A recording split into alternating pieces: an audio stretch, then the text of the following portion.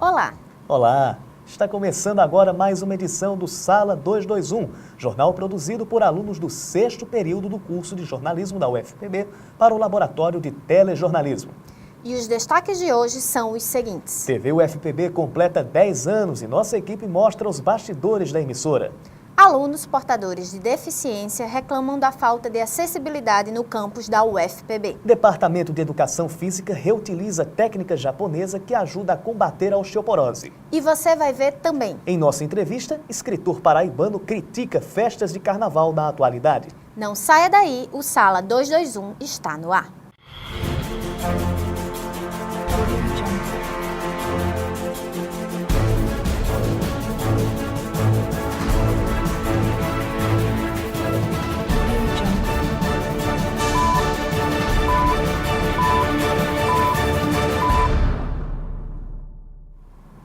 A TV UFPB atende aspirações da sociedade brasileira por uma televisão pública, independente e democrática. A emissora, local de estágio para muitos estudantes de comunicação social, foi tema da reportagem de Arthur Medeiros. Confira. Integrante do Núcleo de Produção em Comunicação e Artes, o NPCA, a emissora foi criada em 17 de fevereiro de 2005 e comemora 10 anos de existência este ano. No início, a TV UFPB retransmitia o canal Futura em sinal fechado. Somente em 2012, o canal passou a ser transmitido em sinal aberto, como afiliado da TV Brasil. Atualmente, a TV UFPB conta com uma programação que traz cinema, ciência, música, cultura local e até novela paraibana. Segundo o coordenador de programação, o conteúdo é o ponto forte da emissora. Isso é um exemplo do que é a TV pública. É uma TV que inclui na sua programação aquilo que as TVs comerciais costumam excluir por questões financeiras, porque o incentivo da TV pública não é comercial, é um incentivo de interesse público. Então eles dão oportunidade para as classes e para os desejos das pessoas que não estão sendo contemplados nas TVs comerciais, nas TVs fechadas. A TV UFPB, como TV pública, tem propostas diferentes das emissoras comerciais, servindo como patrimônio da sociedade e não somente da instituição universitária. Além de se comportar como emissora pública, um dos principais objetivos da TV universitária é inserir a comunidade externa dentro do mundo acadêmico. A universidade ela só é importante naquele ambiente se ela for agente modificador da realidade, com sua pesquisa, ensino e extensão. E a TV pode dar visibilidade a isso, pode dar visibilidade a serviços, pode incluir e inserir cada vez mais a sociedade dentro do âmbito acadêmico. Mesmo enfrentando deficiências estruturais como a falta de um estúdio próprio, a emissora possui boas perspectivas. Espera-se que em breve a TV comece a transmitir em sinal digital e seja recebida nas cidades com campi da UFPB, além do município de Campina Grande. Caminhar pelos corredores e espaços físicos no Campus 1 da UFPB pode ser uma tarefa fácil. Mas quem precisa de qualidade adequada para se locomover tem de enfrentar uma verdadeira aventura quando o assunto é acessibilidade. Robson nasceu saudável, mas com o tempo foi perdendo a visão e aos 15 anos ficou totalmente cego. Aluno do Campus 1 da UFPB, ele já se acostumou a enfrentar na universidade os obstáculos em vias de acesso a pessoas com deficiência. As minhas dificuldades são realmente o acesso mesmo, o acesso físico, as condições físicas da UFPB, que deixa a desejar, né? Mas no tocante, independentemente dessas dificuldades, nós não podemos parar, porque senão irá complicar a nossa vida. Em meio a irregularidades estruturais, descaso e falta de respeito dos próprios pedestres com os deficientes, pode-se ver um exemplo de solidariedade. São 524 estudantes matriculados com deficiência em todos os campi da UFPB. Eles enfrentam dificuldades com acessibilidade e esperam melhorias como essas. A instalação em um número maior de rampas e de piso tátil, para melhorar o acesso ao conhecimento.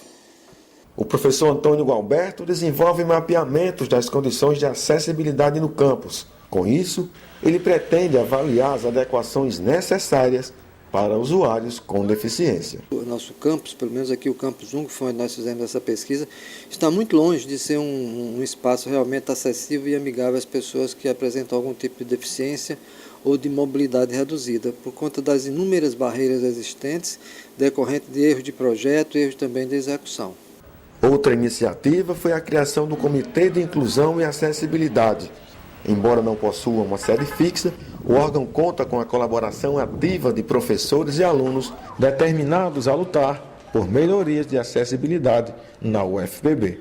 A gente fica apontando para uma calçada, a gente fica apontando para uma rampa, a gente fica apontando para uma pessoa que não sabe língua de sinais ou que não sabe o braille.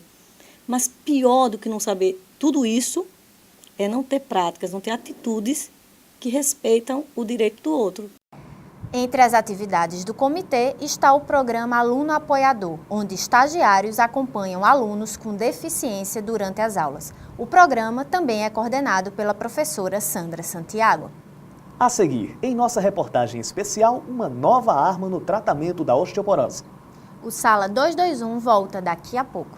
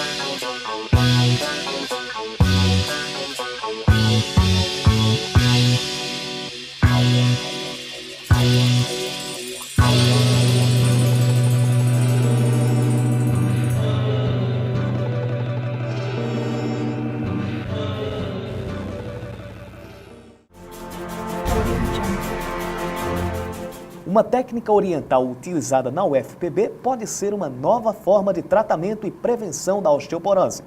Na reportagem de Sebastião Fernandes, você vai conhecer o método que se alia aos tradicionais cuidados e hábitos com a saúde. Os bons hábitos são alguns dos fatores fundamentais para quem deseja ter uma boa saúde. Mas com o passar dos anos, o corpo vai perdendo força naturalmente. E com isso, a estrutura óssea pode ficar enfraquecida, colaborando para o surgimento de uma doença muito comum entre as mulheres, a osteoporose. A osteoporose é uma doença metabólica óssea causada por uma alteração no metabolismo do cálcio, onde o osso ele tem uma carência do cálcio apositado nele e aí começa a enfraquecer e fica susceptível à fratura. A principal causa da osteoporose ocorre nas mulheres, com a diminuição do hormônio estrógeno, ou seja, com a chegada da menopausa, a mulher fica mais vulnerável. Mas outros fatores também contribuem para que a doença se instale. Alcoolismo, excesso de cafeína podem causar esse tipo de problema, principalmente as medicações à base de corticoide, diuréticos e anticonvulsivantes. Para a professora Socorro Cirilo, do Departamento de Educação Física da Universidade Federal da Paraíba, este enfraquecimento dos ossos pode ser controlado e, em muitos casos, pode até ser revertido o quadro. Porque a gente sabe que, se cuidarmos cedo, a absorção da vitamina D, o sol, a alimentação e o exercício, eles são condições sine qua non para manter esse sistema ósseo, sistema músculo-esquelético. A professora Socorro Cirilo, ao lado dos alunos do curso de Educação Física, vem reutilizando uma técnica antiga japonesa chamada de treinamento de força com restrição de fluxo sanguíneo. O processo é simples, mas bem eficaz no tratamento e na cura da doença. O próprio projeto, em si, ele tem um programa de exercícios, né, que é realizado com um tipo de treinamento com restrição de fluxo sanguíneo. É um treinamento de força. Então, é realizado do mesmo jeito que é feita uma musculação tradicional, esse nosso é uma musculação com baixas cargas. Então, a gente substitui o garroteamento, o aperto nos membros, por um esfigmomanômetro, e que isso vai substituir as cargas de alta intensidade que a gente faz na musculação. Grandes pesos, grandes cargas. Com o exercício de treinamento de força, com restrição do fluxo sanguíneo, o sistema ósseo fica fortalecido. E mesmo que o paciente ainda seja portador da doença, ela não evolui. O aluno de Educação Física Júlio César Gomes, que é membro do Laboratório de Desenvolvimento Humano, também participa do projeto que tem parceria com o Hospital Universitário. Ele revela que mulheres que se submeteram ao treinamento não só aumentaram a força muscular, mas também melhoraram a qualidade de vida. Inicialmente nós fizemos uma parceria aqui com médicas do HU e elas indicaram alguns pacientes para o nosso projeto. Após o término do projeto, conseguiram evoluir e aumentaram a força muscular. Como eu já falei, elas passaram de um quadro para um quadro ruim para um eficiente. Alcenir Nascimento é portadora da doença e, ao procurar tratamento no Hospital Universitário, foi encaminhada até o centro de treinamento. Em menos de 6 meses, ela já comemora uma vida menos dolorida e muito mais saudável. Eu só vivia com a perna enfaixada o tempo todo. Dava muito trabalho para no trabalho. Eu passei tempos parada por conta da perna enfaixada. Só via com a perna enfaixada.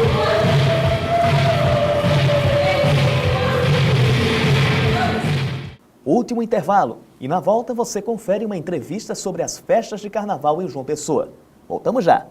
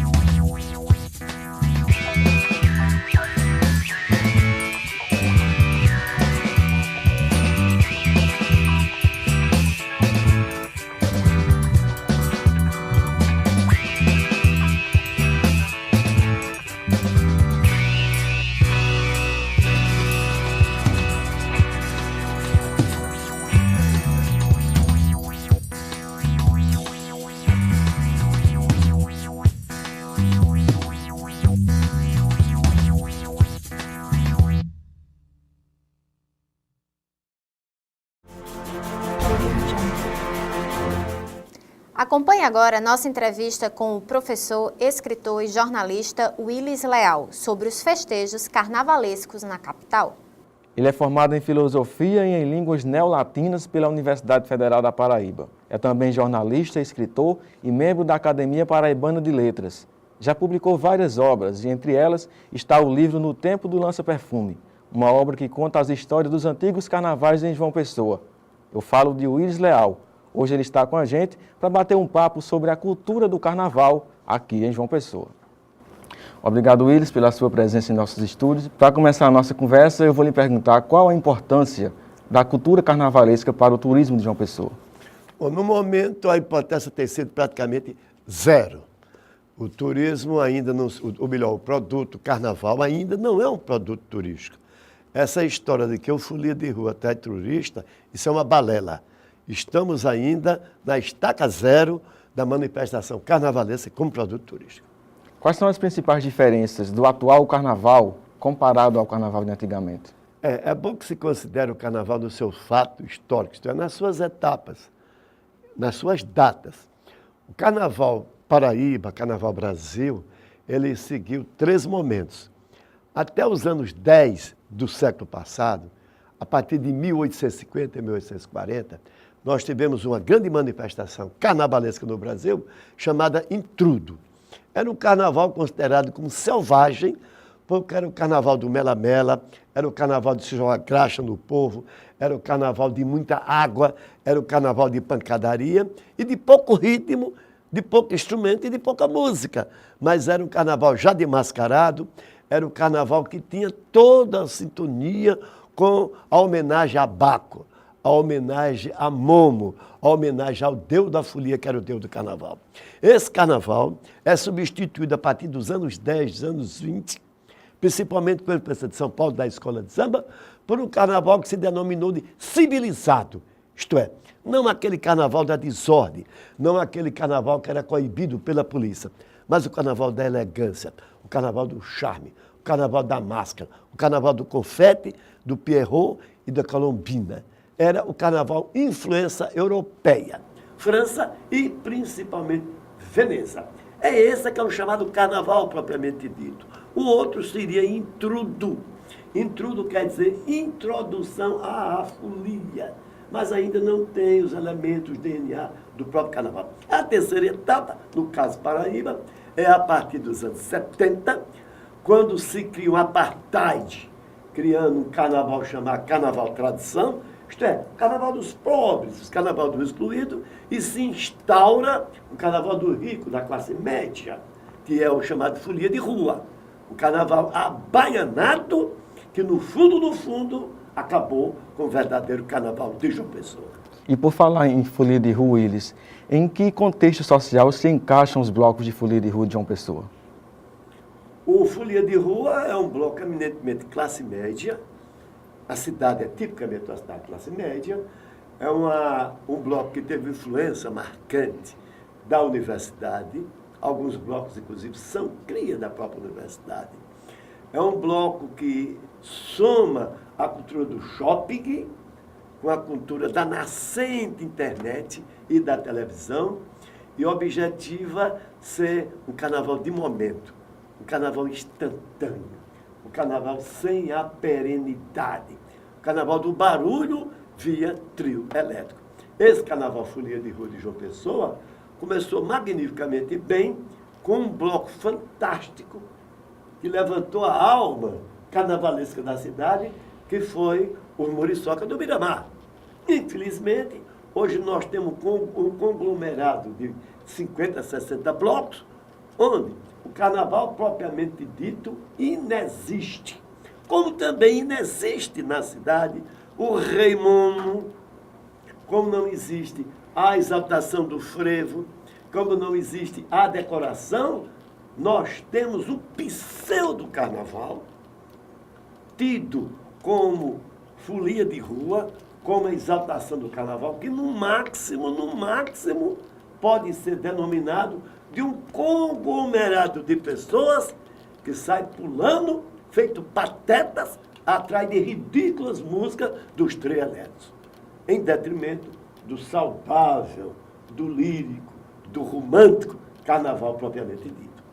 Quais aspectos contribuíram para a perca dessas tradições dos antigos carnavais em João Pessoa? Porque o carnaval tradição fica no segundo plano, como o carnaval propriamente dito, porque o folia de rua tem uma massa de informação, tem uma massa de recursos, 99,99% do dinheiro do folia de rua é do governo estadual, federal e municipal. Então, o que sobra para os pobres que desfilam na rua, o bloco de índio, os blocos de urso, as miserabilíssimas escolas de samba, é uma migalha. A gente não tem um roimomo para protestar. Não existe sua majestade que possa dizer não, quem manda no carnaval sou eu como rei. Vamos distribuir equitativamente os recursos. É lamentável isso, eu falo isso com autoridade de quem estuda isso há muitos anos e de quem acompanha há mais de meio século isso. Nós fizemos, por exemplo, há 13 anos, eu com uma amiga nossa, Mel, fez o bloco, o restauro, que era do Coço. Foi a maior dificuldade de nós colocarmos o Coço em funcionamento. E, aliás, ele morreu, não vai sair esse ano, por um motivo muito lógico, a lei seca. E, obviamente, carnaval sempre se casou com bebida. E na medida em que a bebida elimina, eliminou-se também o próprio Coço. Obviamente que é uma medida saudável, eu acho que a lei é muito justa, lamenta-se apenas que a gente não tem como conciliar o não álcool no Coço e colocar na rua. Willis, e o que fazer para resgatar essas tradições perdidas do carnaval da capital? A gente teria que começar do zero. Pernambuco é um exemplo. Pernambuco, há 20 anos atrás, chegou na estaca zero. Boa Viagem dominada por trios elétricos. Olinda, com trios elétricos. Deram tolerância zero, não entra trio elétrico. Hoje, um dos carnavais mais bonitos, mais interessante, mais artístico do Brasil é o da Boa Viagem. E principalmente da cidade antiga, da parte antiga do Recife, que é excepcional. O próprio Rio de Janeiro, a gente só tem a imagem do carnaval do Sambódromo.